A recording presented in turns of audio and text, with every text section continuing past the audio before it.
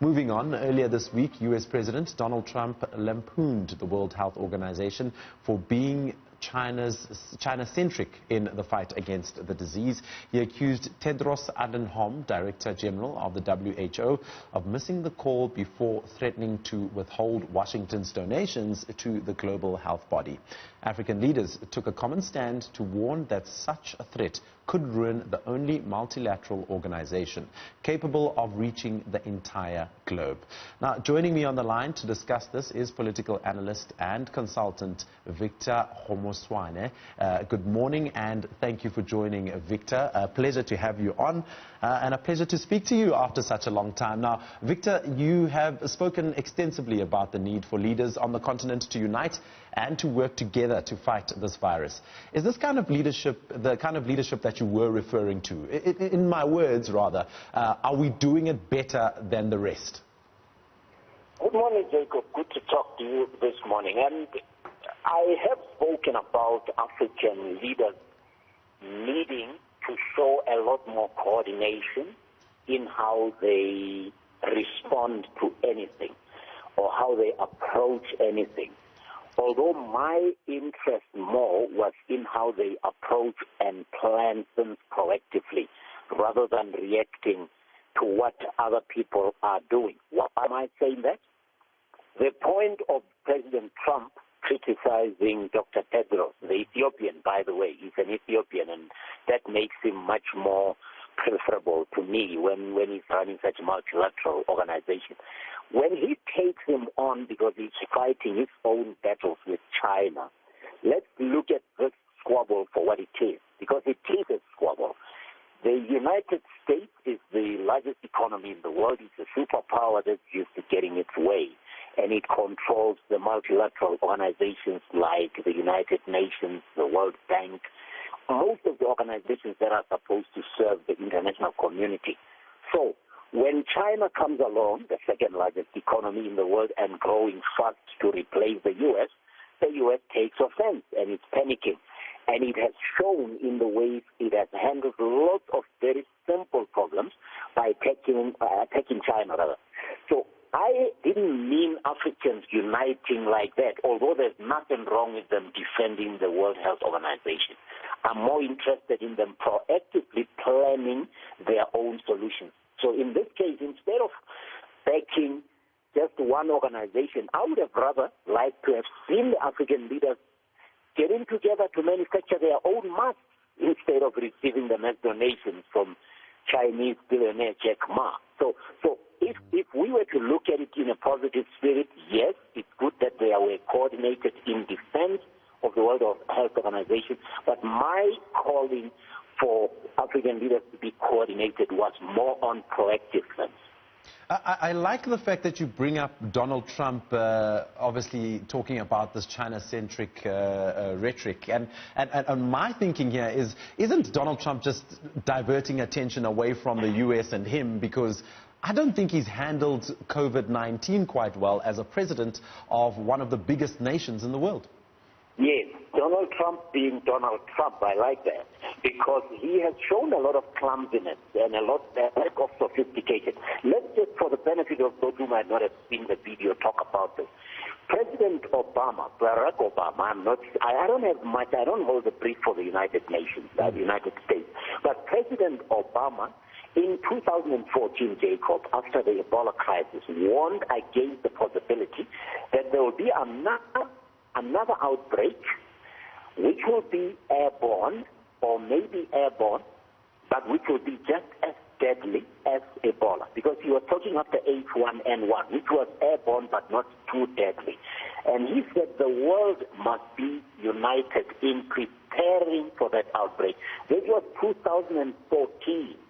And he set up a team in the White House that was focusing on this, which Donald Trump has disbanded. And he used the word, I'm a businessman, I don't like to have many people that I don't need, so when we need these people, we'll bring them back. But this was after he had been warned about coronavirus.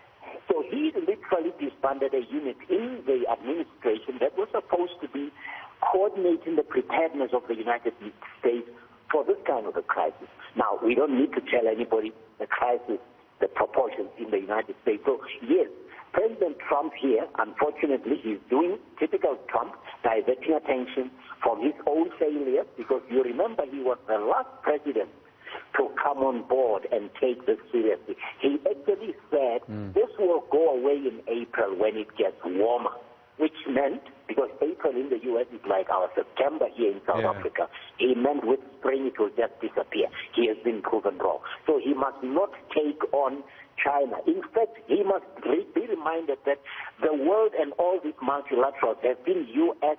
and Eurocentric in orientation forever. So China is just balancing the scale. Victor, let's talk about the unity with the African nations and them specifically supporting the WHO. We know that the African chair, President Cyril Ramaphosa, Hage Geingob, the president of Namibia, as well as Muhammadu Buhari from Nigeria, have all rallied behind Dr. Tedros. Does this show a form of solidarity and unification? Exactly, that's what it is. You know, in a war situation, in a crisis situation, you need that. You need to hear the major economies, especially Nigeria and South Africa. I could add Egypt there. I could add Ethiopia. You need them to speak with one voice. I commend them for coming out and doing that, because the last thing you want is to gang up against a multilateral organization that's simply responding. China has already fought this coronavirus, Jacob. They have successfully clamped down the growth. They are now donating masks and sanitizers to the rest of the world. The United Nations is overwhelmed. It's failing to operate. You have seen United States health workers, wearing garbage bags in some instances because they don't have their own protective equipment. So it was the right thing for the African leaders, especially President Ramaphosa, to voice his objection to President Trump trying to bully WHO. My final question, Victor, how do we, as Africa, stop getting caught in the war between foreign states? Which is something that you've mentioned before, the two foreign states. And I'm going back to the Cold War when it did happen before. How do we stop that? Oh, man, you mentioned the Cold War. You break my heart, because in the 80s, I remember, we used to fight and chant slogans about the USSR, which many people will remember, the Soviet Union. And that was Russia fighting proxy wars on the African continent against the USA. The USA was saying we're stopping communism spreading. The USSR was saying we are preaching the proletariat of the working class. We're uniting the poor of the world. The Cold War ended. We were left in the lurch. So I agree with you. We have to, the only way to stop fighting other people's battles, if I'm to be brief, Jacob, is to formulate our own plan and fight the wars that will benefit us. That way, we will find that most African countries have poverty in common. They have the lack of industrialization in common. They are still exporting raw minerals to the rest of the world. They should start beneficiating.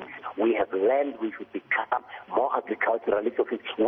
We will only stop fighting if we organize ourselves around our own priorities and pool the resources that we have and stop acting like individual sovereign states. Because, lastly, these borders were not created by us. They were created in Berlin in 1884. So we should start acting more to unite around things that concern us.